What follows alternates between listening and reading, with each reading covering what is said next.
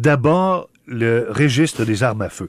Moi, chaque fois que j'entends parler d'un registre géré par un gouvernement, Ça te donne la chair de poule. oui, j'ai comme un gros problème avec ça.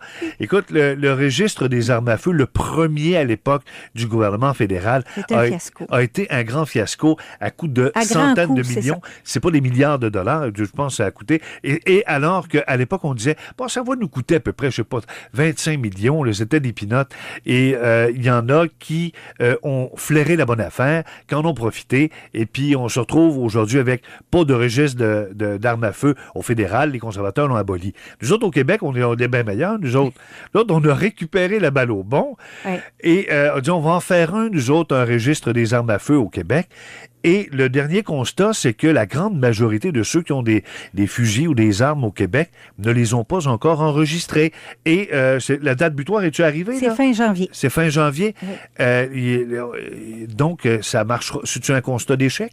Ben, je croirais que oui. Là, on dit à peu près 20% des gens ont enregistré leur arme à ce jour. Puis la date butoir est dans 2 semaines, 3 semaines maximum. Alors, au meilleur, on va peut-être atteindre 24-25%. Alors, il y a vraiment un constat d'échec. Et c'est vraiment une patate chaude pour le gouvernement. Moi, je me rappelle, Robert, quand il y a eu ces discussions-là autour du caucus, quand j'étais au gouvernement, et c'était très partagé, hein. Tous les députés qui venaient des régions étaient contre la mise en place de ce registre-là. On peut comprendre, là, en région, il y a beaucoup de chasseurs, il y a beaucoup de gens qui c'est là un loisir pour eux, une passion même. Alors, il y avait tous les députés en région étaient contre, mais il y avait un lobby qui était particulièrement fort. Il faut le comprendre, là. On se rappellera des accidents tragiques de la Polytechnique. Alors, il y avait un lobby... À la mosquée, c'est ça, à la mosquée, puis à Dawson. C'est ça, à Dawson. Alors, il y avait un lobby particulièrement fort qui disait, ben, il faut contrôler, il faut savoir qui a des armes. Maintenant, la question, c'est de savoir...